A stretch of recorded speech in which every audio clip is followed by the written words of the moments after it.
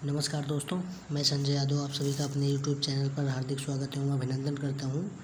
आइए दोस्तों, जो हम अपनी बेसिक स्पोकन इंग्लिश की सीरीज़ को चला रहे थे, उस सीरीज़ को आगे बढ़ाते हुए दोस्तों आज हम किसका यूज पढ़ने वाले हैं। आज हम दोस्तों पढ़ेंगे यूज़ ऑफ एट। ये क्या लिखा हुआ है, यूज़ ऑफ एट।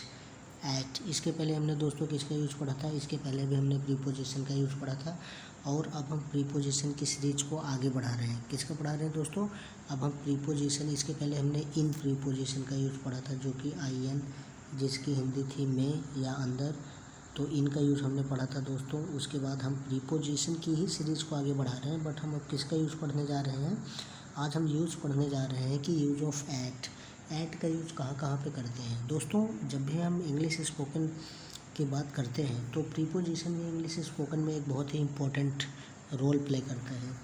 तो कि दोस्तों कहने का मतलब ये है कि आप प्रीपोजिशन के बिना जब भी इंग्लिश स्पोकन करोगे तो कुछ सेंटेंसेस ऐसे होते हैं कि आपको बोलने में दिक्कत होगी, वहाँ पे प्रीपोजिशन का यूज़ होता है। तो चलिए दोस्तों, हम प्रीपोजिशन का यूज़ करते हैं, देखते हैं कि यूज़ ऑफ एट की हिंदी क्या होती है, आसपास। दोस्तों एक्चुअली एट की जो हिंदी होती है ना, वो होती है पर। एट की हिंदी क्या होती है, पर मतलब कि किसी के ठीक ऊपर ना होकर। जैसे कि आप दोस्तों पढ़ोगे, एक प्रीपोजिशन है, उसका यूज़ जब आप पढ़ोगे तो जैसे बोला जाता है ना कि book is on the table, जो बुक है वो टेबल पर है, तो बुक ठीक टेबल के ऊपर होती है। यानी कि जब कोई व्यक्ति या वस्तु ठीक किसी चीज़ के ऊपर होती है, ठीक उसकी सतह से, यानी कि उसका जो सरफेस होता है।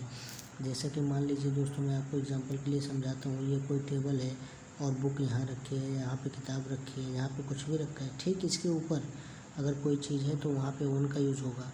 अदरवाइज़ दोस्तों ऐट की हिंदी भी पर ही होती है।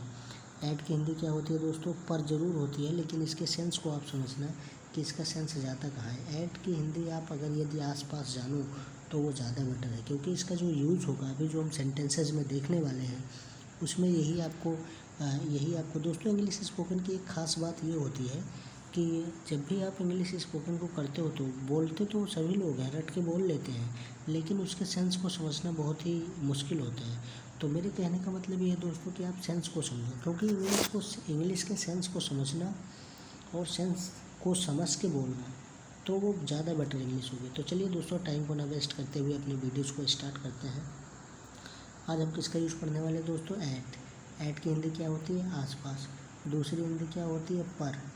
एक हिंदी पर भी होती है, लेकिन ये ठीक ऊपर ना होकर उसके अगल बगल होगी, जो कि आपको एग्जांपल्स के ज़रिए क्लियर होगा।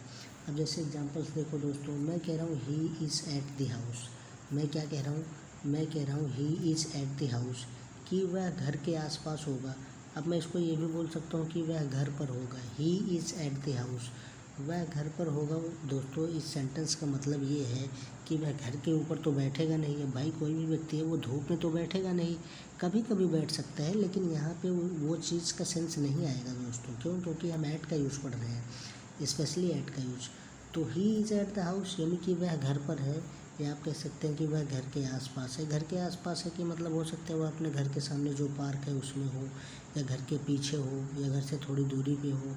तो वहाँ पे इस तरीके के सेंटेंसेस को बताने के लिए जब कोई भी व्यक्ति या वस्तु किसी चीज़ के घर के आसपास हो, हॉस्पिटल के आसपास हो, किसी चीज़ के आसपास हो, या उसमें एक वर्ड और होता है कि पर, कि वह घर पर है, वह अस्पताल पर है, वह कोर्ट पर है।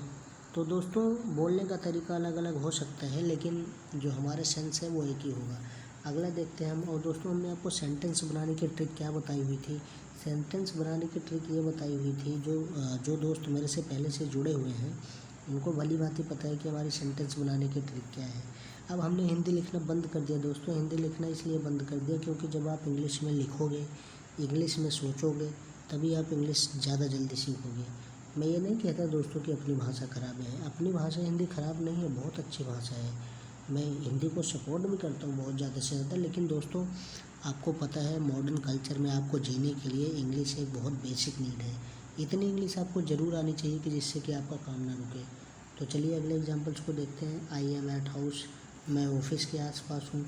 अगर मैं दोस्तों हिंदी लिख देता कि मैं घर पर हूँ, या मैं ऑफिस के आसपास हूँ, वह घर पर है, तो सबसे पहले लिखा हुआ था हम उसकी इंग्लिश लिखते, जैसे कि मैं अगर मैं एक हिंदी में सेंटेंस लिखूँ कि मैं ऑफिस के आसपास हूँ, तो मैं एक अंग्रेजी आई। अब आपको पता है सिंपल प्रेजेंट तो आई के अकॉर्डिंग एम लगेगा, एट ऑफिस तो मैं घर के आसपास हूँ। He is at the court, he is at the court, वह कोर्ट के आसपास है। We are at the mall, हम मॉल के आसपास हैं। They are at the cricket ground, वह क्रिकेट ग्राउंड के आसपास है। मतलब वो क्रिकेट ग्राउंड एक्चुअल उस जगह पे नहीं है, लेकिन उसके आसपास है। इस तरीके का सेंस आता है। अगला देखिए, द जज is at the court, the जज इज़ एट द कोर्ट, जज जो है वो कोर्ट के आसपास है, यानी कि पहुंचने वाले हो सकते हैं या 2-4 मीटर की दूरी होती है। किलोमीटर नहीं कह रहा हूँ मैं दोस्तों, मैं किलोमीटर नहीं कह रहा हूँ, मैं कह रहा हूँ 2-4 मीटर की दूरी हो सकती है, 10 मीटर की दूरी हो सकती है।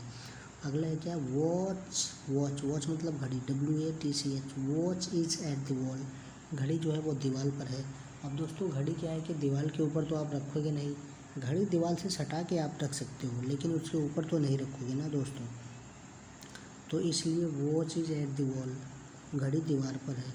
Shirt is at the wall, shirt, shirt जो हम लोग पहनते हैं, shirt is at the wall, shirt दीवार पर है, यानी कि हम लोग हैंगर में उसको दीवार पर ही टांगते हैं दोस्तों।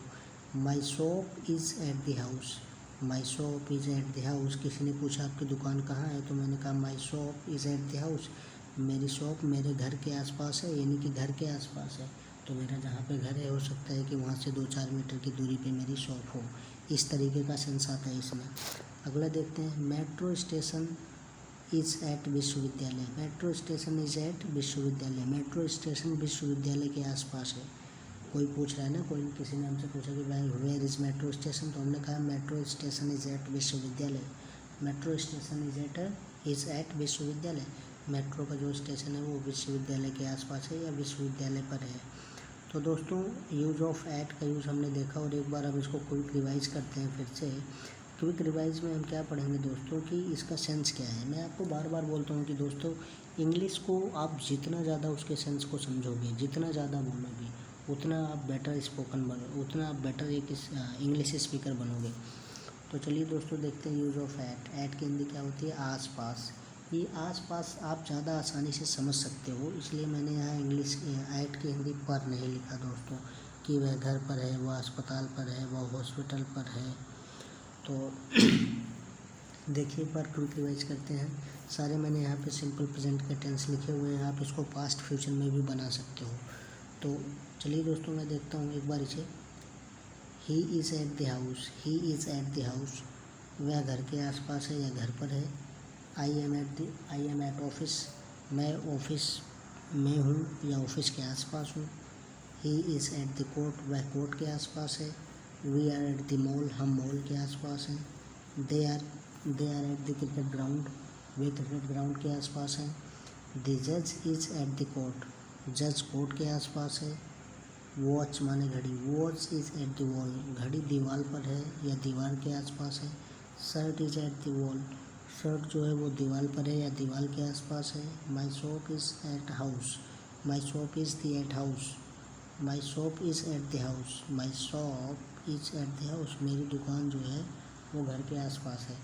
मेट्रो स्टेशन इज़ एट विश्वविद्यालय, मेट्रो स्टेशन विश्वविद्यालय पर है या विश्वविद्यालय के आसपास है 2-4 मीटर की दूरी पर। तो आई होप दोस्तों कि आप लोगों ने वीडियो को समझा होगा, और आई होप मैंने जिस वे में आपको समझाने की कोशिश की आपने ठीक उसी वे में समझा होगा। तो दोस्तों मैं जिस तरीके से आपको इंग्लिश को पढ़ाता हूँ उसको तोड़ के शायद ही उस तरीके से कोई पढ़ाए आपको। तो चलिए आई होप कि आपको समझ में आया होगा। पढ़ते रहिए, आगे बढ़ते रहिए। Thank you so much.